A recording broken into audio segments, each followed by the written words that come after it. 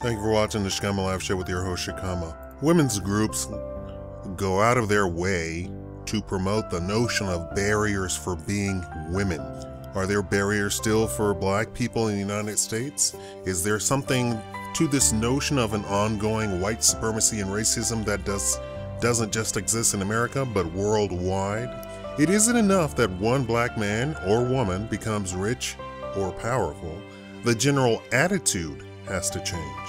Let's take a page out of a radical feminist playbook and see how we can beat it into people's head that having the opinion that black can't do XYZ is the very notion of white supremacy.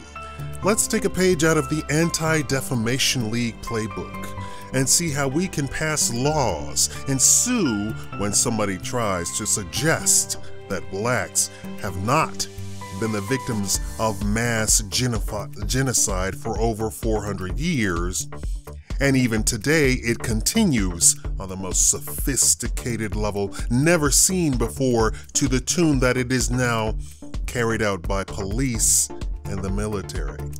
Let's take a page out of the Italian mafia and see how we can make others fear us for cause, yet be so efficient that we are respected in our retribution and use the law and twist it to our own advantage. There are tons of groups that yammer and claim they are so hurt by feelings and that they are being oppressed. The very notion pales in comparison to the suffering, death, destruction, and tearing down of power that is occurring worldwide to the black man. Liberals play lip service to being for the black man. But when someone like me comes along, and there are many of us, normally we sit on the other side of the political aisle. They actually want to stone us. If we black men speaking into the wind do not let them speak for us in the way they want our conversation to go, which is nothing more than intellectual filleting on surface issues surrounding being black, they will make us disappear with our own black people helping to hold the knife. Even when black people are actually convinced that a black man is indeed innocent, liberals claim we are blinded by race and are asked, quote, "Why aren't you helping us murder your brother?" Quote, "Can't you see he's guilty and you are just blinded by loyalty?" Irony. So what are the real barriers that exist today for blacks just for being black? Like the barriers that exist for women just for being women. And don't say there aren't any. I'm one of the most successful people I know, and I have full-fledged barriers placed in my way constantly just for being black. I have been told that people don't like me, not because I'm not a great and friendly guy, but because you're black and think. I make it a habit to surround myself with loyal people. So when I do things, these loyal people go through the grapevine and get the scoop and the skinny on what is really going on. Why didn't I really get that position? Why didn't I really get that promotion? Why didn't I really get that business deal? I once went to some clients that I was going to do a website for, and a friend of mine who had arranged the meeting came back and said, "Well, you were the most expensive." And then later they came back and said, "Well, we tried 2 other people, but the first guy had absolutely nothing going on. The second guy did have a price, but when we looked at his portfolio, a body of work, it was sparse and nowhere near the quality of your stuff." So even though it was a black barrier that I learned, as a business opportunity or a business venture, there was no barrier to the things that they were looking for. I just presented them with the best of the best, which made them angry. And ironically, it was the women in the group that did me in. Now that's irony, isn't it? There are still many barriers, and here is the thing that white people, well-meaning white people, don't see. And when I say well-meaning, I mean that they actually think that they are helping, or trying to help, or trying to understand. And when a black person says, "But you don't understand," they get offended by that. They don't understand, to the point of they just do not see and do not believe that there still is white supremacy and racism going on. Racism is not one man telling another man that they don't like them. That's not racism. That's not white supremacy. White supremacy is a concerted group effort by all white people, or at least people in a position of power to make decisions for domestic policy. That means you, the secretary in an office building, are not in a position of power and cannot make domestic policy decisions. A nearly all-white police department exonerating all policemen for murdering, yes, murdering, even with a coroner's finding that the person was murdered and exonerating that person, that's white supremacy. That is a barrier. And what barrier is that? That the person is deemed not human. We are still being treated as if we are not human.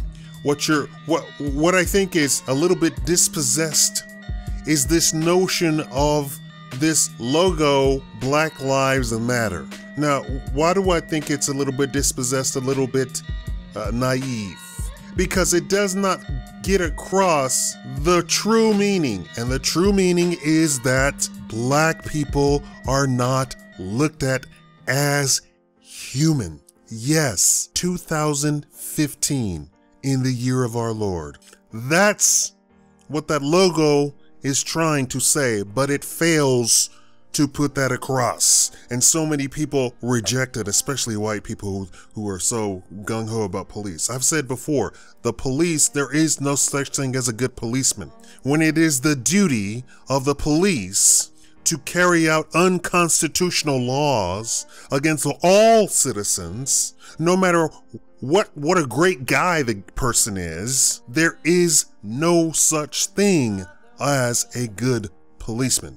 That one policeman murders black people and another one doesn't, that doesn't mean he's a good policeman. You cannot be a good policeman. You are the hammer for unjust laws, unrighteous laws, unconstitutional laws. And righteousness has nothing to do with religion, right? Religion just borrowed that word and planted it solidly in religion to connote something that religion actually does not have. You can't enslave an entire race of people and have the word righteous in your religion. And I'm laughing because it's just so disgusting that I just find it so just laughable. And laughable in the Mongolian sense. And the Mongols laughed when they were about to murder somebody or about to kill somebody or about to stone somebody to death or trample them with horses, because they found them so disgusting that they laughed in their faces. You can't have the word righteous in your religion and then claim that it is a good thing to enslave an entire population of people whom you came from, people who had scientists when you were still running around in wolf skins, bear skins. There are real, live, breathing barriers.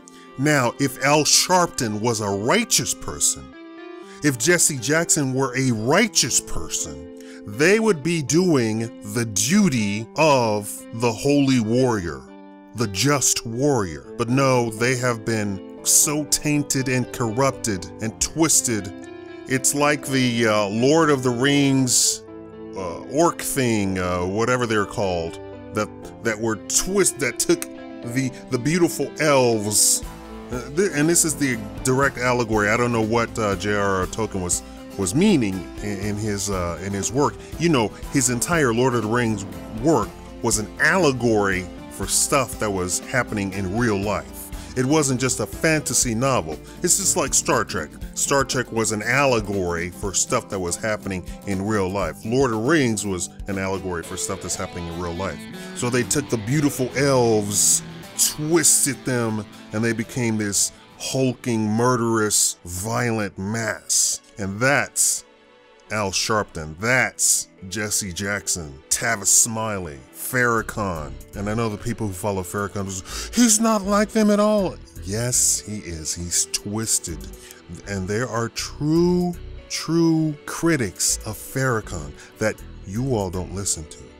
I put them all in the same basket of corruption. You cannot tell me that Farrakhan isn't corrupted, because I will do an entire video just on Farrakhan and how he is corrupted. So when I say there is no righteousness, and it has nothing to do with religion, I'm talking about there is no righteousness. You can't have a policeman who's righteous. It's an impossibility. I have had police friends who have told me what is the status quo in terms of black people.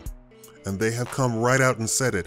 Not because they were told A plus B equals C, but because it was hinted and shown that A plus B equals C. And I'm talking about their treatment of black people. And we have one of the leading national sheriffs that sits on the national board that said, if it were up to me, I would bring every black man and get them off the street. He said black man. He didn't say criminal. He didn't say murderer. He said black man. I'm trying to crack open this shell that a lot of you liberal people have around you. I think, and I might be giving the benefit of the doubt unjustly, but I think that the black people who are voting Republican have actually sat down, given it some thought, and come to a conclusion that they should vote Republican. So I think they're a little bit more awakened than the people who vote Democrat. Democrat, the ones who formed the KKK, who still today have the KKK that burned down the churches in Ferguson and burned down buildings in Ferguson. I have that on tape somewhere. Well, not tape, computer. I'm showing my age. No, I'm not showing my age. That's just what my family still says till today. They're not computer people. There are real live barriers to being black. I have been told I cannot rent an apartment. I cannot lease a house. I cannot have a job. Oh, they didn't come out and say because I was black. It was 2 seconds ago on the phone when they thought I was white that I was told, yes, come rent this apartment. Yes, come lease this house. Yes, you can have this job. Yes, yes, time and time and time again. Yes, your resume is golden. We don't even have other candidates that are even in the league of what you have. Your qualifications, your educational level. We see a bright future in you. And I walked through the door and it said, the position has been filled. In 2 minutes, literally, I hopped in the car and came over here. The position has been filled. We rented the apartment. In 2 minutes, you rented the apartment? Yes, we rented the apartment. You cannot have it. And I have been told point blank, we do not rent to people like you. An older guy, an older white guy. I don't know any of you who, hearing that, if you were on a jury, what other interpretation could this person have meant? Seeing my application, seeing me, and having that statement said to me. What other interpretation could you come to other than he meant black people? We don't rent to people like you. The irony was, I rented on that property before, but it went through the Mexican girls in the office who were managing the property at the time. But when it came down to him and the Mexican girl wasn't there, that's what he told me. Now, so a lot of the times, the successful people that you see, it's not because the company wants them there. If it were up to management, they wouldn't be there. They wouldn't be in that position. They wouldn't have those riches. It's because some underling who doesn't have such notions about black people hires them, promotes them. There are barriers to being black in 2015. And if it has happened once, this is always my opinion. If you see it once, you know it happens everywhere. What am I talking about? If you see somebody in a good position, a black person in a good position, a black person who is rich, it is more often than not that some other black person put them in that position. It's more often than not that some open-minded white person, underling, put them in that position, who doesn't have these racist ideals. And the owner of the company, the president of the company, the CEO of the company would not have any black person in their corporation. But it's because the secretary put the word through that you have that black person sitting on TV talking about how wonderful their life is and what a great life they've had, and they've never encountered any racism and blah, blah, blah, and blah, blah, blah. I have, and of course the Huffington Post posted this. Rapper A$AP Ferg says, racism doesn't exist anymore. This is posted by the Huffington Post, the most leftist, communistic, socialistic piece of trash online. And they have this deluded Negro sitting there saying that he has never suffered racism. He's just had the good luck to run into a bunch of cholas, and I lived in Peru. Cholo and chola doesn't mean what it means in Mexico. I know it means something terrible in Mexico, and it seems insulting, but I never lived in Mexico. I don't speak Mexican Spanish. I speak Peruvian Spanish. And a cholo and chola means the Indians, the people, the down-to-earth people. It is a good thing. Or at the very worst, it is a neutral thing. So the people, the salt of the earth, he ran into the salt of the earth time and time again. Sure, Mr. Rapper, you can sign this contract with us. Sure, Mr. Rapper, we can get these other players for you. Sure, Mr. Rapper, we can have the sound engineer do your album for you. That's probably what happened to him. Now, I'm not saying he's a liar. I'm giving him the benefit of the doubt. Let's give him the complete benefit of the doubt. He has not encountered any barriers in his career. I bet if I went and took a look, all he dealt with was a bunch of cholas and cholos who passed him. Pass. He didn't run into the owner who said, we don't rent to people like you. And I'm not even mad, you know? Here's the deal. And I'm gonna liken myself to Donald Trump right quick. Donald Trump, when he went bankrupt, and I mean really bankrupt, and he's actually been bankrupt. Donald Trump has declared bankruptcy a lot of times to get out of paying stuff as a strategic business deal. But when he was actually bankrupt, out of money, literally out of money, he was still given billions of dollars in loan. Why? Because they knew he was good for it. I don't suffer the racism psyche that a lot of black people have in the United States. I didn't grow up in the United States, so I don't have that psyche. And I want to do a video talking specifically about that psyche and the psychosis that goes along with it, with living under white supremacy. And I know a lot of people aren't gonna even understand that. They don't understand the psychology of white supremacy and what it does to black people, specifically as targets of the white supremacy. I don't have that psychosis. I don't have that whole my skin is better than your skin because your skin is lighter, or my skin is lighter, or my hair is good. It's just so ridiculous. This rapper probably had fantastic circumstances surrounding him. If Whitney Houston can come out and say, I know, girl, I know exactly what you're talking about, girl, and she's talking about white people doing stuff to her, and she can understand what another black woman is going through. This is Whitney Houston, huh? The top of the top of the top. Whitney Houston would have never have said she never encountered racism. Oh, she's trying to pass on messages to other people talking about it's getting hard. The hammer is gonna come down. She predicted her death. Whitney Houston, the top of the top, the A-list celebrity, the worldwide celebrity, said that she had suffered racism. I don't know if Barack Obama has ever suffered racism, but I guarantee it was surrounding him somewhere. Now, I said I surround myself with people, and I have people around me. I make it my business to know the information surrounding me.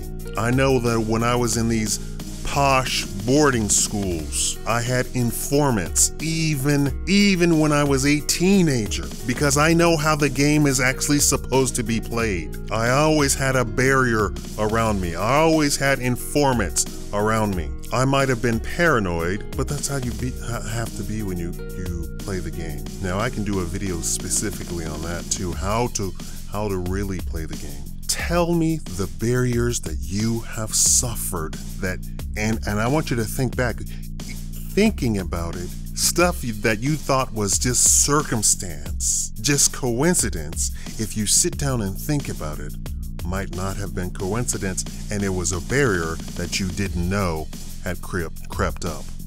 Tell me about your barriers that you have suffered as a black man. You know, the women's groups, the gay groups, the Mormon groups, the whatever group. What's the other group? Everybody's got a group. The Jews, the Anti-Defamation League, worldwide, passing legislation that says you can't say anything anti-Semitic, although they're not Semites. If I can prove that they're not a Semite, does that make me still anti-Semitic?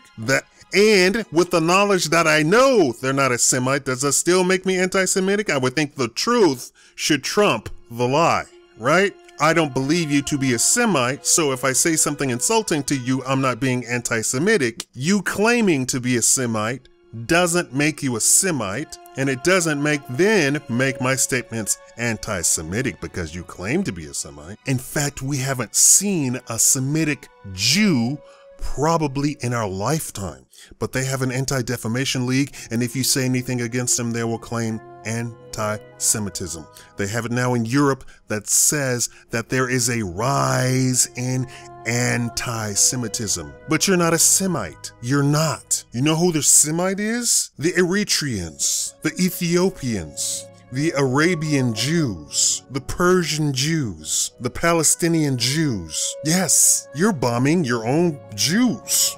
We need to take a page from that. We need to learn that. We need to study that. How can we get so powerful and they don't even have the numbers, anywhere near the numbers that the black man has?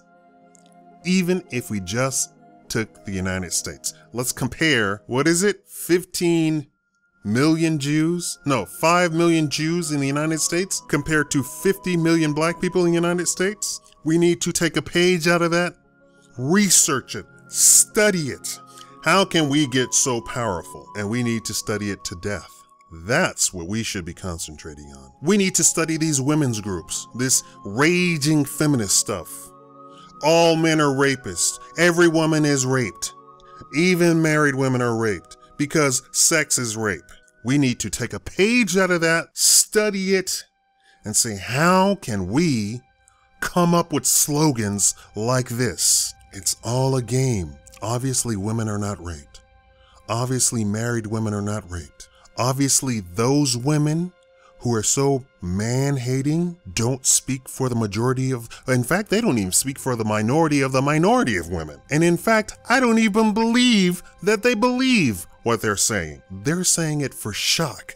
They're saying to gain control. They're saying to get people enraged, whether it be for them or against them. We need to study that crap. And it is crap. This gay agenda, which is actually put forth by the New World Order. When you can force a person to bake a cake for you by law, under the threat of being jailed, we need to take a page out of that group and study it and say, how did they do this? How did they get people so confused as to infringe somebody's religious rights, religious freedoms? And let me say this. As a people, I don't think white people actually care about a whole heck of a lot. I get feelings, emanations, auras from people. When I look at a white person, I don't get a whole bunch of emanations, auras, feelings from white people. in general. I get a lot of feeling from black people. I get a lot of feeling from Mexican, Latino people. I get a lot of feeling from Cuban people. I get a lot of feelings from Asian people. Well, medium feelings, shall we say.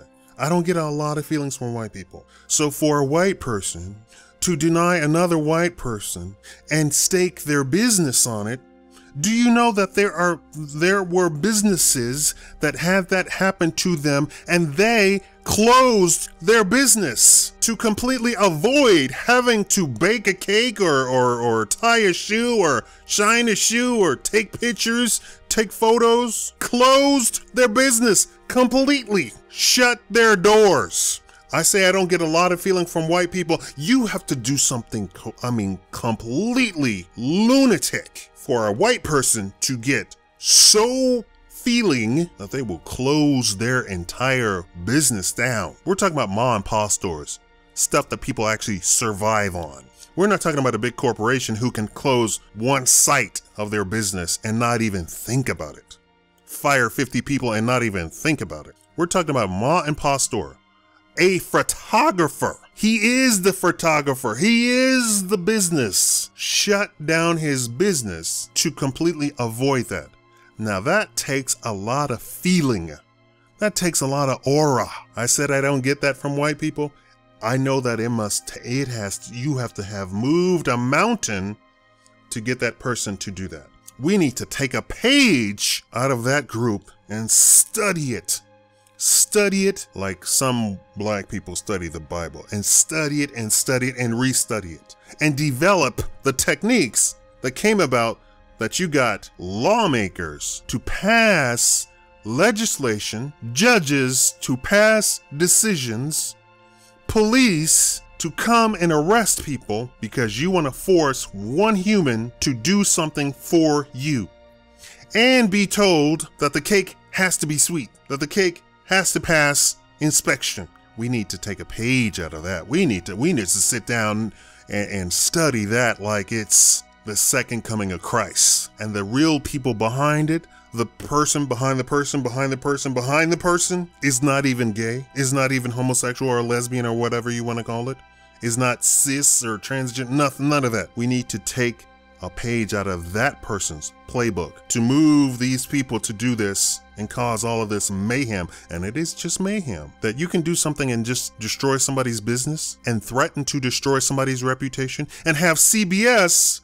put this Mexican on the TV saying, what would you do if a bakery in your face told a lesbian couple or a gay couple that they would not bake a cake for you, and you react to, he can't have an opinion of his own. He can't have an opinion all by himself. How dare you? I'm taking my business somewhere else. The land of the free. Mayhem, complete mayhem, and cause that business to go out of business and fire 10 or 12 people when we need every business out there. I don't care if 50% of the businesses were super duper racist. Do you know I would be in court fighting for them? If they all hired one black person, even if they didn't hire one black person, even if they hired nothing but Mormons, nothing but Italians, nothing but lily white Scandinavian people, I'd be in court fighting for them. I'd be writing amicus briefs for them. My very astute colleague here has a businesses which supplies jobs for the town of Mayberry. Everything that is in this case has been taken out of context. This is a fine, upstanding citizen. Mayberry cannot afford to put this guy out of business, to throw him in jail or any such nonsense.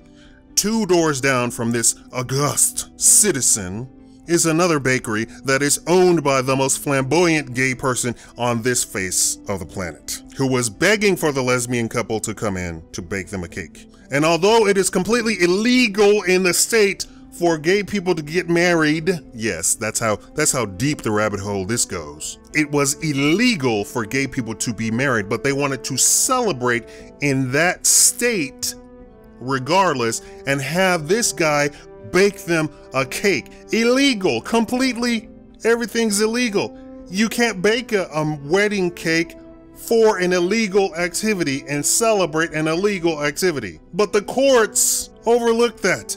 The police overlooked that. The legislature overlooked that.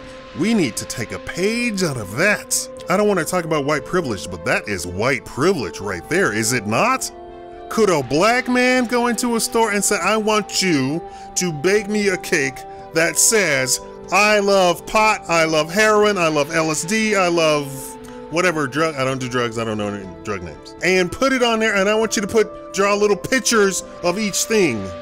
Do you know that the police would be waiting for you when the guy said, okay, it's ready? The judge would be right there with the DA, and they'd have shackles for you. I mean, arms, legs, neck, everything. They would throw you under the jail.